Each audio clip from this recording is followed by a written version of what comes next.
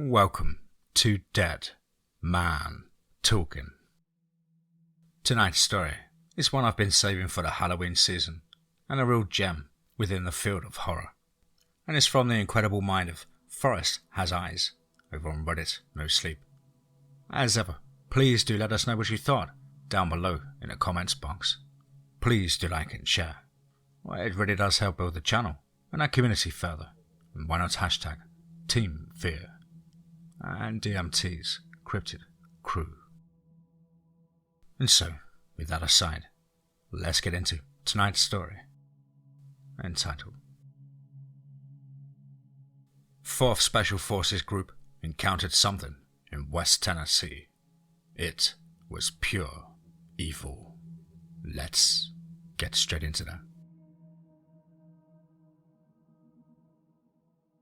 I'm part of the United States Army Special Forces, the Green Berets.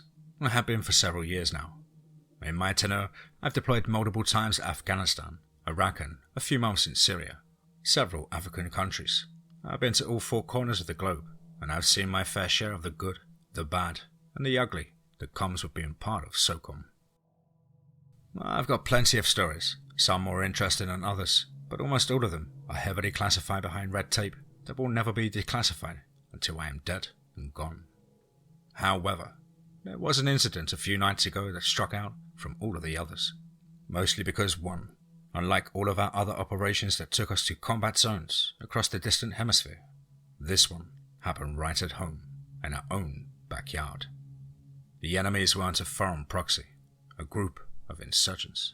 It wasn't even human. Stuff from that night is still weird. It's not like the command is going to give us any answers. It's the reason I'm bypassing everything I've been told, disregarding and putting my ass on the line, even if I use false information and withhold names. Plenty of innocent people have died, as you will find out.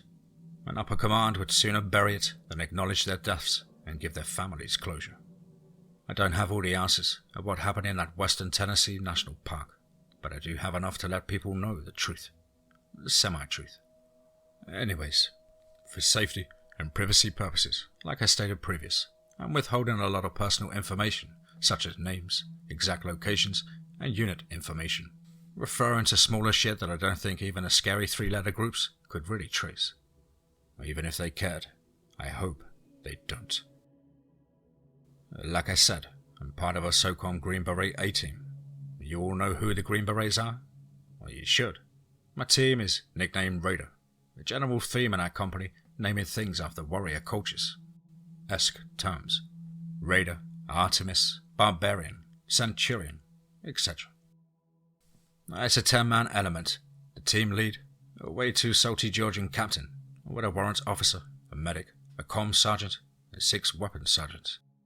A captain decided that this way was the best, considering we were all in one piece after our last mission. Well, he was right. Our weekend was calm and boring as we got rotated on QRF, which is Quick Reaction Force, for the month. And QRF means that if someone somewhere needs the green-eyed boogeyman of the Western world, we were ready to kit up and be there at a moment's notice. Now, it just so happened, right when some of us were getting ready to head to the bar and have our 2 singular fucking authorized beers of QRF month, we were called. We raced back to our cop and got our shit ready, and the captain came with some surprising information. We'd be able to probably make it back for those beers, because we were heading to West Tennessee, of all fucking places. We didn't know what the status was yet. Command didn't give us any information, and what the OPFOR was, what weapons they had, and what the layout of the area was. Nothing. But, being a QRF team, Raiders still kitted up, and we were at the HLZ in less than 20. While we waited for our transport, the captain finally got some information. That apparently, a facility in the middle of the uninhabited restricted woods of a national park had activated a distress signal. Now, the woods, it was situated within a large national park in, like I said, Western Tennessee, and with a long history of disappearances on its now frequently closed and blocked off trails and campsite. This raised a few questions. What was this facility? Why was it in a fucking national park? What happened to need to roll out the angriest Green Beret team this side of the East Coast to act as its backup. Why would we go in there when, in an hour, someone in Libya or someone across fucking Eurasia might need us to back them up? The captain acknowledged all of these questions, but assured us that's all he knew. He's been with our team for years now, several deployments to the box and back, and he's always been straight with us. And it's how we knew he was lying. Our transport finally arrived, 160th SOAR, Night Stalkers, an aviation unit that's been around for nearly 40 years, having dragged every single kind of SOCOM unit to every single part of the world. We expected the Black Hawk they brought, but the armed escort of 2 birds that came with them was a surprise. We were in domestic America. We were going to Tennessee. Why were they here? Even with the Night Stalkers flying at top speeds across several states, it still took us a couple of hours to reach our landing point. The inside of that bird, going full throttle, was deafening, even with the electronic headsets that we were sporting. It was ear-splitting. Yet, while sitting next to the captain, I could tell he was speaking to someone on a different frequency. This was off because normally he'd go to the comm sergeant and have to use the radio, but he had a side channel filled in his radio, talking to someone, writing down incoming information.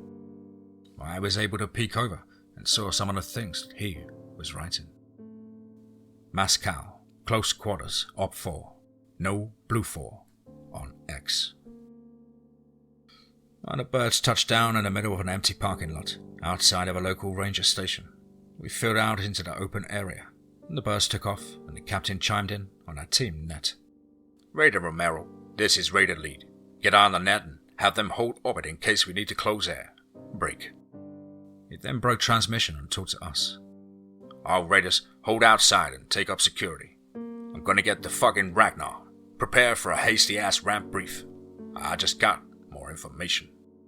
We all took positions behind some of the parked vehicles the Rangers would use, and just to clear things up, our team was outfitted with GPMVGs, also known as quad nods, 4-barreled night vision optics that provide an almost daytime-like view of our surroundings.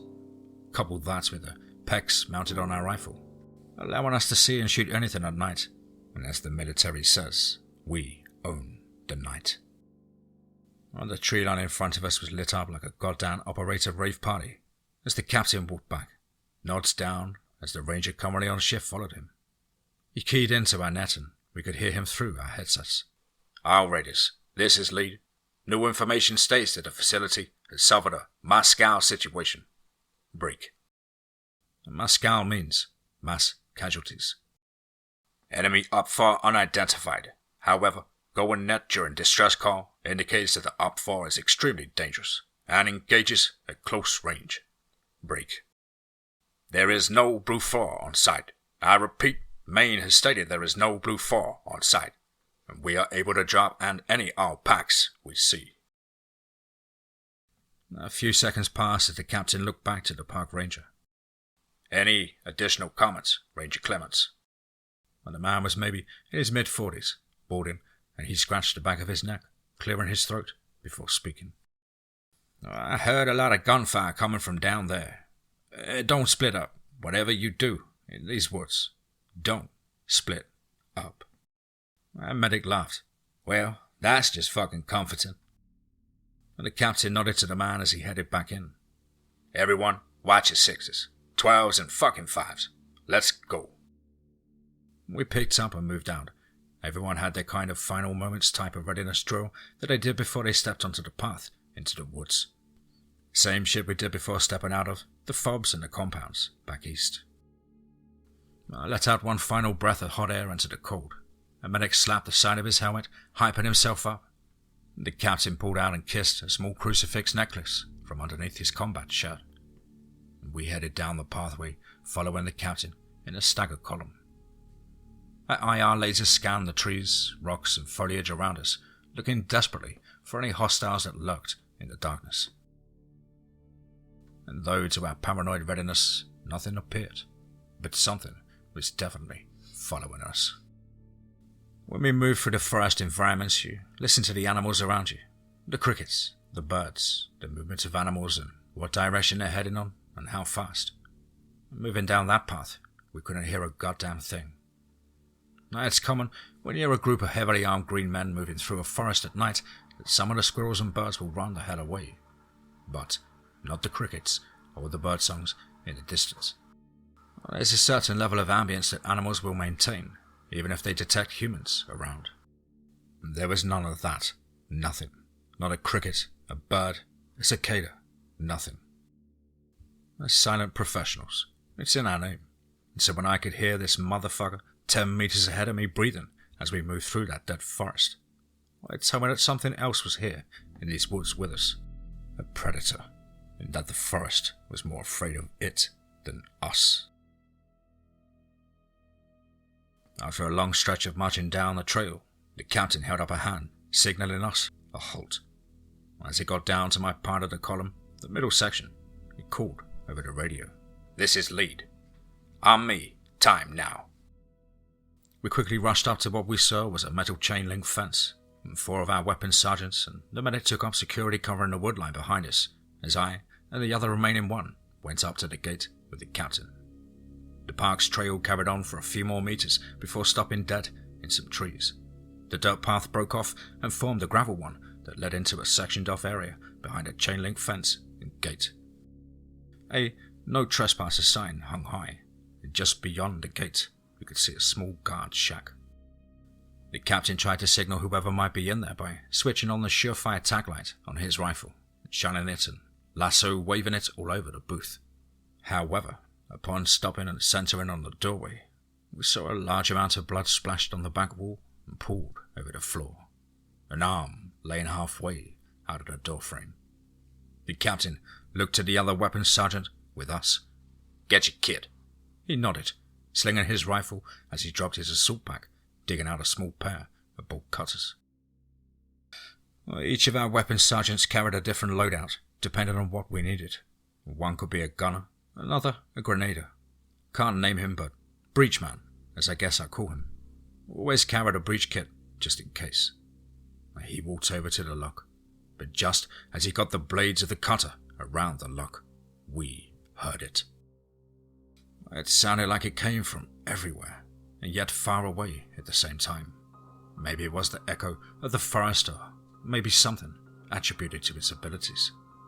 It sounded like a woman yelling in pain and agony, and yet the voice was half gargled, like it was morphed with that of a dying animal, as it had an underlying low tone pitched beneath it. I got under the skin of everyone. Those pulling security immediately jumped their shit, scanning left, right, up and down. Hell, even the medic, big stocky dude who grew up in Brooklyn, played football before he joined, meaning he was yoked as hell when it got to our unit. The guy who once stuck his fucking fingers into a man's neck to plug his blood looked around nervously. The hell was that? Our weapons sergeant with an M46 shook his head as he scanned the far-off terrain, muttering in a low voice, some horror movie bullshit right now. I remember holding my rifle's grip tight. Everyone was equally unnerved. Everyone except the captain. He just told us to press on. "Fuck's sake. Tighten your jockstrap. Let's go." He snapped the lock off. Immediately the captain and I moved in and cleared the small booth, as 2 more weapons sergeants and our medic team took up covering down the gravel road. It was a guard, no name type or company logo, decked out in a black plate carrier, the plate carrier of which had been torn into, as a large hole covered the entire area of his solar plexus, which was now fragmented and broken inside of his mulched upper body. No bullet entry or exit wounds, just a large fucking stab wound that looked like he got run through by a fucking lamppost. My breath still caught in my throat as I grunted to clear it. The captain stepped out of the small booth and spitting hard into the grass and shaking his head. The medic prodded him. "What was it like?" He grunted, walking to the front of our formation. "It doesn't matter, Doc." We formed up and moved down the gravel road in a wedge column. The captain and 3 weapons sergeants in front wedge, with medic, me and the other 2 WS in the back one, the comm sergeant in the middle. We entered the facility lot. Immediately the comm sergeant linked up with the captain and I could hear him alerting Maine. "This is radar. Lead. We've reached the building." And though it makes me wonder if he used the comm sergeant's radio to reach our HQ, Who was he talking to on the other channel? The lot was clear and we got a good look at the facility. It was a grey concrete rectangle, maybe the size of a small gas station. Floodlights mounted on the bottom illuminated the gravel lot up to the dense, shadowy woodline that lay just beyond the chain-link fence. The woodline that was still quiet. The mass cow carnage we were told about was present outside the building. Several guards, all in various states of mutation, similar to the gate guard, were strewn about the gravel lot. However, unlike the gate guard, strangely, they were in heavier body armor, with rifles capable of going automatic, and spent brass was everywhere. Me and some of the other guys got online and cleared out the back, exasperated breaths and muttering coming from all of us, and the captain chimed in. Raiders, on me. Time now. We hauled ass back to him as we stacked up to the door. Flowing in, we were greeted to a lobby, torn up furniture thrown everywhere, impact marks from rounds hitting the concrete-lined walls and ceiling. One dead guard slumped against a red-stained part of the wall, the other in a crumpled heap. A woman at a desk, not a guard, just a fucking staff member, sat back in her chair, her entire torso area torn apart. As we passed by her and headed through the double doors behind her, her empty dead eyes met mine. And the comm sergeant eyed her as well as we moved to the door. Sir, she was unarmed. I can see that. Keep the chatter to a minimum, he said. We cleared through the double doors to be greeted by a porcelain hallway leading into a set of stairs heading to a sub-level. The entire surface, ceiling, walls and floor were lined with ceramic white tiles. Ceramic white tiles that were like the rust of the scene so far, stained with blood, guts, and even brain matter of the unlucky guards laid out all the way down the stairs. I counted 8, 17 so far. A flickering light could be seen through the wire glass windows of the double doors at the bottom. The captain ordered us to flow in through both sides. We did. And pushing in, we could see we entered into a T-style hallway. It gets a little bit complicated here. Either end of the T ended while the middle one shot forward far down into a hall leading to 2 reinforced blast doors at the very end. 2 immediate labs on either side were reinforced with more wire glass, and despite several cracks, impact marks and bullet holes, and even holes made into the glass, they had held. This shed can't be ballistics glass, that comm sergeant muttered. Why didn't they just take cover in here? The medic said. The captain sighed. Seems to be pointing to a surprise attack from the inside. Emphasis on surprise, jackass. And the medic fired back. Well, sure, but it's just a door. While the hallways outside were a mess of blood, gore, and guards thrown all around, as they were ripped apart, creating a mess of bodies, weapons, and more spent brass. The lab techs had their white coats stained with their own blood. My blood, and I think everyone else's, started to run cold as the pieces came together. Whatever had killed them did so indiscriminately. And we formed a rolling T heading down into the hall.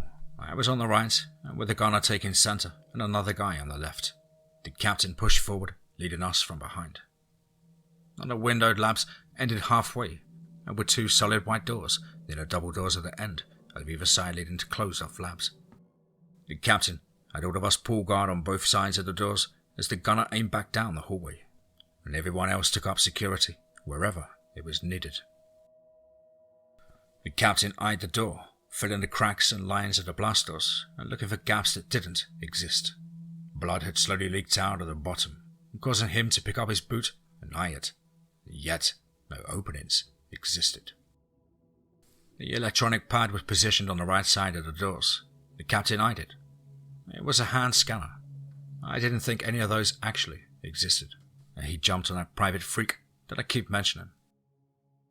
I'm at the doors. Yeah, at the far end. And there's a hand scanner. He waited for a few seconds of deafening silence. He made an internal chuckle as he walked over to the dead body of the guard and kicking its arm. I got one right here. I'm sorry. Repeat last. Alive. He rubbed his face, cursing under his breath, Fuck. He shook his head, turning on the white light of his rifle and scanning the corpses. This place is a goddamn slaughterhouse. How am I gonna... A crash emanated from the white lab door to the right side of the blast doors, the one eye was covering. Everyone paused for a second as the second weapons sergeant aimed his laser at it. The captain turned, aiming his laser at the door as he approached. Might have one, or might have a up for actual. Wait 1, over. And the captain formed up as the first man in the stack. Usual practice, but everyone else fell behind. I was the second man, and 2 more made the third and fourth. A weapons sergeant felt the edges of the door, and then tried the handle. Locked. Him trying the handle must have alerted whatever was inside, because a voice then bellowed out. I'm in here, please. I'll let you in, just don't shoot. The doorman looked to the captain, who nodded. Might have a blue 4 inside. Stay sharp. Wait on me to fire. There wasn't supposed to be any blue 4 on site. The door's electronic lock opened, and the doorman grabbed the handle and pulled it open as the 4 of us entered the room. We pushed forward. The other 2 followed one of us respectively. A laser centered on the room and a pair of hands emerging from behind a lab table. Please, the voice weakly shouted. The captain stormed over. Hands, now. I'll shoot you. I swear to God if you don't put your goddamn hands up. As the person stood up, we saw the hands were connected to a scientist, possibly late 30s, with stringy hair and circular glasses. Glasses that flew off when the captain closed the distance, shoving him against the metal cabinet, and spittle flying from the bearded mouth beneath the NVGs as he barked at him. ID, where is it? Show it! The captain began roughly searching the lab tech as he pulled out his ID. He grabbed it, shoving him to the weapons sergeant on the side of the room. The lab tech was kicked down to his knees. The captain jumped back on the freak. I'm back. Possible blue 4. Prepare for ID code. He read it off in the phonetics before he got the response. He looked at the weapons sergeant guarding the lab tech. Get his ass up. But please, I don't know what's going on. I was just running some chemical tests. We gotta get out of here before... The captain got in the man's face. Shut up. And he did. You know what you've been fucking doing. I know what you sons of bitches have been doing out here. Open them doors right now.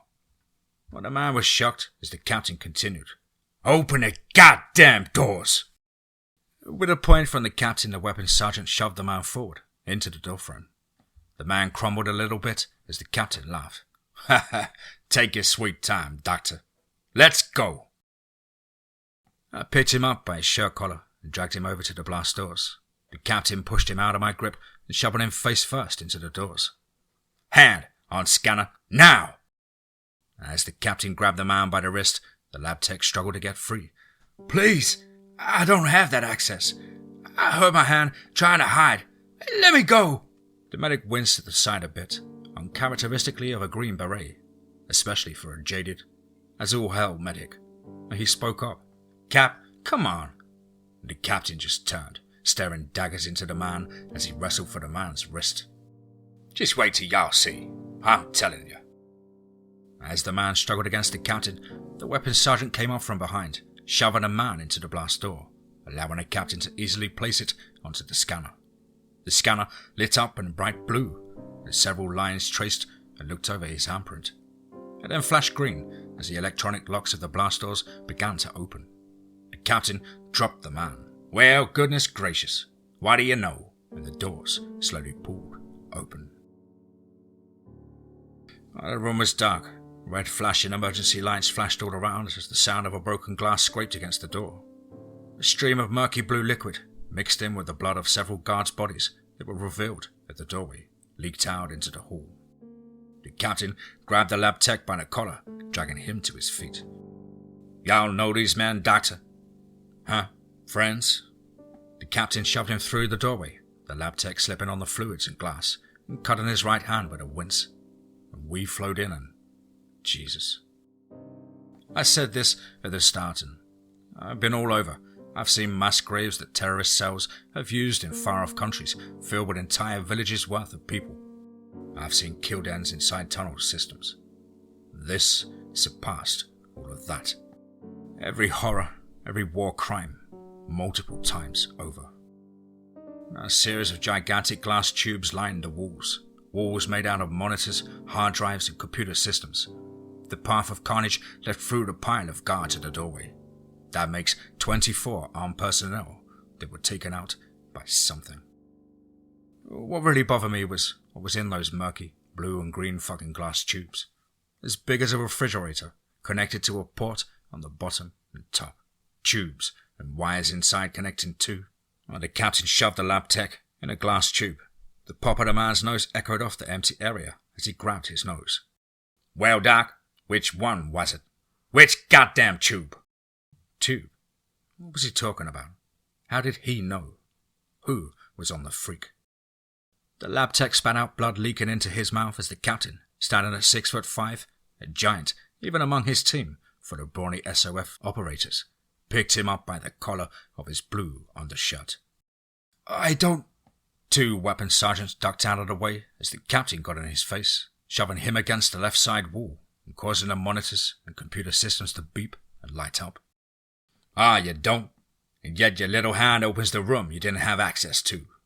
He roared, abandoning all silence and discretion now as the man began to sputter and sob. But please, The captain gritted his teeth. He quickly flipped up his nods and stared daggers into the man's soul. How many people you snatched off that trail? How many? What kinds of butchering you do to those kids before you stuck 'em in there? Which one escaped? Kids? Butchering? Something in my mind stopped and I switched on my rifle's tack light. A heavy pit in my stomach formed as I flashed it onto the tubes. There were people in those tubes. They were people. Wire and tubes now poked into see-through and murky flesh as the bodies of the kidnapped floated, mutated, dissected, and changed. One person's skin ran reptilian-like up their left arm before merging with a strange gaping hole in their chest. The skull protruding out of the skin in their head. My breathing stuttered a bit as I backed up a few steps, glass crunching under my boots. Curses were muttered by all the others in the room as we all began to look. Another one's mouth was sealed at the front. Two more jagged, messed up sets of teeth poked out at either side. Their eyes were sealed, skin covering defined sockets on their head. The medic flashed his light on one where the spine stuck out through their back. The vertebrae was larger than a normal person's, the bone sticking out inches longer in some areas. Jesus, man, this shit's... He gagged a bit, coughing as he looked away. I had to pry my eyes. My mind was frying, just looking at. They better be dead, or I swear to Lord himself, if they ain't... The captain said sternly, as the man sobbed and nodded. Yes. The captain raised an eyebrow. You sure? Yes. They died during surgery. If you're lying to me, I swear to Christ, I will make you euthanize every fucking single one. The captain shoved the lab tech forward into the center of the aisle. I looked down, shaking my head as the images of those things burned into the film of my brain. Where's she gone, doctor? The captain said sternly, squaring up to the man who sobbed as he shrugged. I... Where is it? The man continued to cry. It escaped. It killed everyone. It cut through the guards. It cut through everyone. All of my friends. This caused the captain to nearly bust a fucking blood vessel from the look he gave him, balling up his fist and driving the armored knuckle of his Oakley glove into the gut of the lab tech. This caused the smaller, weaker lab tech to buckle over and drop into his hands and knees, and now favouring an injured hand and probably a burst spleen. Your friends? You mean the friends that kidnapped a 22-year-old girl and a 14-year-old son and turned them into fucking monsters? What about them? Well, this earned only more sobs from the lab tech as the captain turned, hands on his hips, and scoffed. He looked at the medic, who only stepped back through his nods. The captain turned to look at him. You got to the count of 10, and if you don't give me a single whereabouts of this thing, I will start grabbing tools and cutting your little weasel ass up like y'all did to these kids. The captain loomed over the man, grabbing him by his hair. Sir, please, the lab tech pleaded. 1, 2, 3, the captain counted. Some looked away, others shook their heads. Not out of shame of our leader. There wasn't a man in the room who wouldn't do what he did right now after seeing them. It's in the woods. You heard it. It did its freaky fucking yell just like 10 minutes ago. The captain laughed, letting go of the man's hair as he whipped his head forward. Y'all hear that? It's in the fucking woods. He pulled out his M17, his 9mm sidearm, and pulling the slide back a bit to make sure that it was chambered. 4, 5, 6. The man stood up, and at this point, I kicked out his extended leg, dropping him back to his knees. The man looked at me, and then at the captain. You can't do this. This is illegal. And before the captain could finish, we heard it. I had echoed all the way down the facility halls, reverberating off the glass tubes in the room. That half feminine, half monstrous cry. Except this time, it didn't come from the far-off mountains or trees. It came from up the fucking stairs. And then the lights went out. I don't know if it was prior damage to the facility, the electric works, or something else, but they zapped out. The lights in the halls, the lights on the stairs, the lights in the room, the electronics, the lights in the tanks, all of it. I cried out again, and this time, I think I heard it say, "Help me." Anyone who had their nods up flicked them down, as all of us trained our lasers down the dark hall beyond the doors. The slight shakiness of all the green lasers told the same stories. All the death, all of the shit in the tanks, it had everyone spooked. Well, the captain came up alongside me, and the medic. He looked back to the lab tech. "You run, you die." The man swallowed and smothered his misery. I know. Well, the captain corrected him in a low tone. "No, you really don't." And the creature cried out again. "Help me!" The sounds of something hard impacting the tile floor sounded out as it approached us through the dark abyss. More footsteps, and then another cry. "Help me!" The gunner lets out a shaky breath as he cracks his neck. More footsteps, and then another cry. "Help me!" It's maybe 5 meters from the door now. Lord Almighty, the captain muttered. I couldn't see much in that darkness then, but I saw what everyone else saw. I saw enough. Its body was easily 6 feet tall. 2 gigantic bony mantis-like legs that were dark from blood stepped into the doorway. Its head was smooth, its large teeth shining in the darkness, and its eyes glowed like an animal. Its eyes glowed. It could see us. We all froze. We had rifles trained on it, a fucking machine gun trained on it, a room full of Green Berets, the best of the best, and everyone froze. Well, the captain was the first to fire, slamming his trigger as he shot his AUT 223 death into that crime against existence. The gunner opened up as well, and then the medic and 2 more weapons sergeants also shot it. I had yelled at us, cried out like an agonized woman, pleading for help. And then it lunged, running and slamming through a test tube. Glass flew everywhere, causing several of us to shield our faces. As the water flooded the floor, and the deformed body that was inside flopped down near our feet. A horrendous, rotting smell filled the air. "Fucking Jesus!" the medic sputtered out, gagging a bit as he kicked it away. The creature now screamed as a rifleman that had jumped near backed up. It leapt on top of him, shoving that bony mandible into his left shoulder and pinning him to the ground as he screamed, thrashing his elbow into the thing as he kicked its stomach. But it didn't attack him. It just eyed the scientist. Now he attempted to run for his life, but the thing jumped on top of him, pinning him face first into the murky wet floor. And that's when I noticed the 6 smaller human-like arms on its torso. Its main mandible pinned him to the ground. The arms, some normal, some with bony spikes for fingers, others just lined with fucking sharp teeth, began to rip into the man's back. The lab tech screamed. His lab coat was torn open as it began to dig down into his back. Some still fired shots, but it didn't even react. It didn't even move. Just continued to tear into that vile but poor son of a bitch. And the captain's voice lit up the comms as he and the medic rushed to pick the man up and heave him onto the captain's shoulders. "We can't engage him here. Outside. Now!" And he was right. It thrived on those close quarters. It ran guys through before they could pick it apart. We all ran, nerves shut, weapons hot from firing into a thing that didn't react. The power off, so we couldn't close those blast doors. All we could do was run.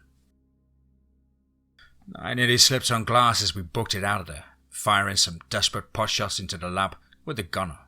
The lab tech's screams echoed throughout the hallway as we booked it up the stairs. It was going to be done with him soon. The gunner and I covered the captain as we broke out into the open air, the smell of rot and death replaced by the open piney air of the forest. Several men broke out road flares and tossing them everywhere, giving us as much needed light in the form of greens, blues, reds and purples. The captain dropped the man behind a beaten up and wrecked sedan as the medic began to patch him up. The gunner deployed his bipod and aimed at the doors of the facility from the car's hood. The captain positioned different men to where they could all fire on the door, far enough away from that thing's grasp. "Romero, get on that fucking net and call in that air." The comm sergeant began to go to work behind the sedan. I took aim behind a large SUV with several others, and we all aimed at the door. The screaming, it had stopped. This silence was broken by its bony mandibles as it rushed out into the open air. And with all the flares and chem lights and even the captain's tack light, we finally got a good look. Its skin was a mix between pink from its exposed muscles to a see-through clear layer covering other parts. Bony, calcium-like armor had formed over a lot of its body, and its back legs formed smaller mandible-like features at the back. And its head. An exposed skull, or two human eyes peering out at its rage. As its larger, unhinged jaw opened, and it roared out its deafening cry at us.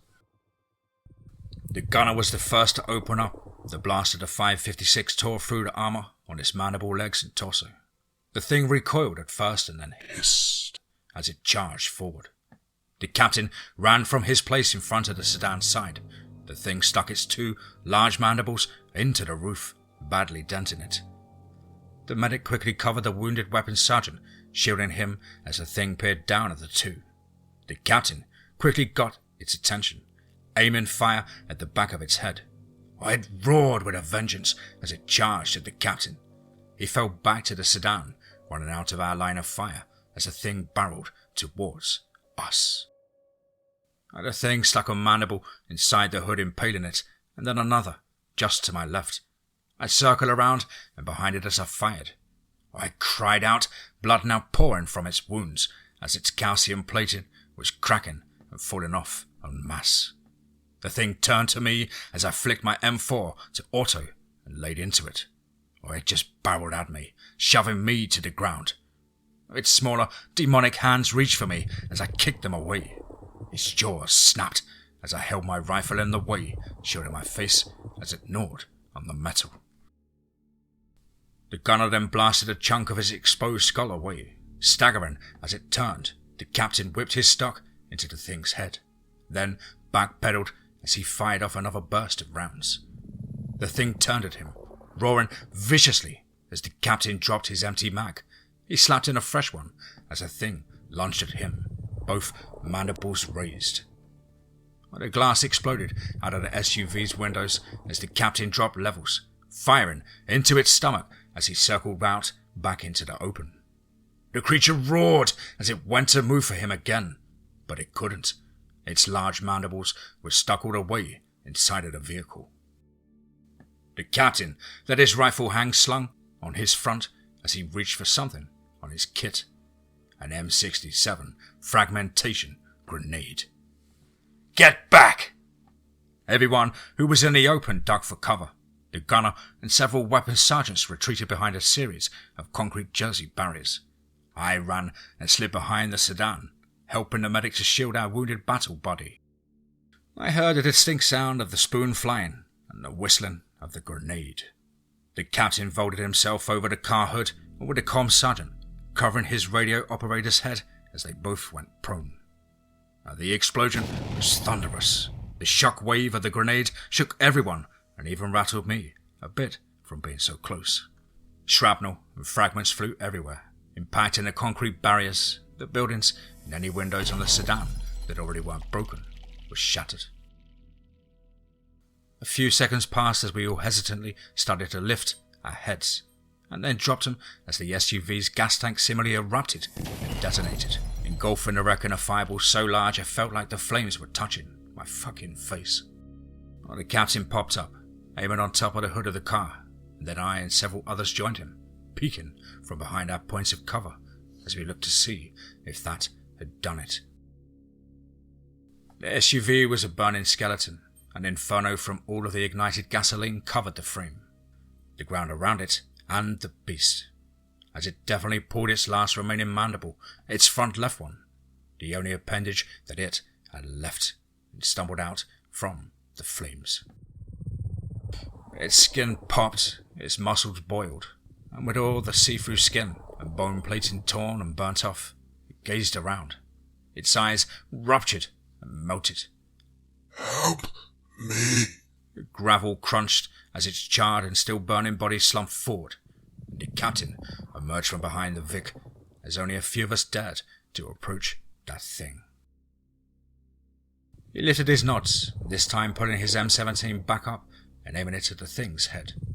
3 shots into the thing's head, and the damaged and charred skull caved in. A circle of light illuminated us as the rotary blades of the Black Hawk sounded out overhead. I shielded my face and lifted my nods to avoid the spotlight blinding me. Op 4, actual down. Building secure. The ensuing hour was one that was just shrouded in, I don't know, mystery, I guess. The captain went against prior missions of telling us to go prone and pull security, putting a gunner at the sedan by the gates and telling the rest of us to watch the wood line. And when the van showed up, that's when he told us to chill out. They weren't really vans, they were more like armoured trucks. And now, for the sake of being classified and remaining anonymous, I can't divulge a lot about them. I'm definitely not saying the black shirts were wearing black multicam combat uniforms with kits, weapons, and gear available that would definitely make them a private sector group. I'm not saying the uniforms were sterilized with all patches, logos, and markers stripped. I'm also not saying that the hazmat suits looked way beyond anything Mopay Systems had. I'm not saying they brought several metal cases in from their armored Vics. And I am not saying they brought an advanced surveillance drone with them. But I will say they weren't really hostile. Fuck, one even offered us a cigarette. The bird landed at the opposite side of the building, the open lot where they eventually told us to head. We prepared our guy for casevac on a litter with the Black Hawk and loaded up as the captain finished talking to some guy in a suit. He was much shorter, maybe 5'8". He bore the look of a younger but still weathered man. His hair was slicked back and had a hard part. A slight bump underneath his sports coat told me that he was armed. The captain eventually joined us. As soon as the aviation crew shut the door, he popped his helmet off, much to their anger, and slumped back in his seat. When we touched base and got back to the COP, our sister team, Artemis, replaced us on QRF. And I've been thinking about that shit for days now, about what those people did to them in that lab. What the captain said. They kidnapped them, cut them up, changed them. And all for what? Some sick fantasy? Who the fuck even owned that lab? Well, there were no US markings, no logos, zip. Like I said before, there's still a lot I don't know, but what I do know is that those fuckers got exactly what they deserved. That thing crying out for help, pleading for us to make its suffering end. Well, the more I think about it, the more it makes me sick. I don't know who the fuck those guys were that relieved us. They didn't have any markings. Some of them were speaking fucking German, if my memory serves. But whoever they are, I hope they learn from their mistakes. And never tamper with that evil shit again.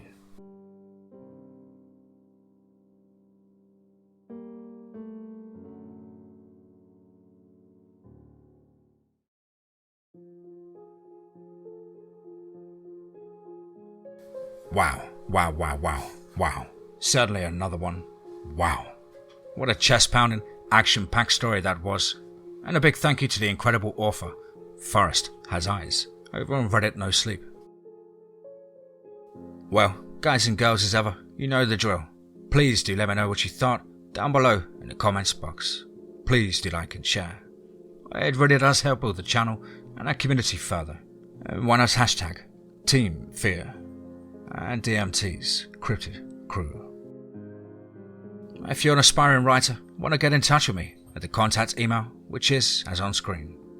contactthedeadone@gmail.com. I really look forward to hearing from you. Well, I hope you guys and girls have had a fantastic Halloween with friends or family. Please do let me know down below what it was that you did over the holiday season. And of course, if you have any suggestions for the type of cryptid storyline you'd like to see, please do let me know down below in the comments. As ever guys, I hope you're all well and happy and fighting fit. But above all, remember, be safe, not sorry.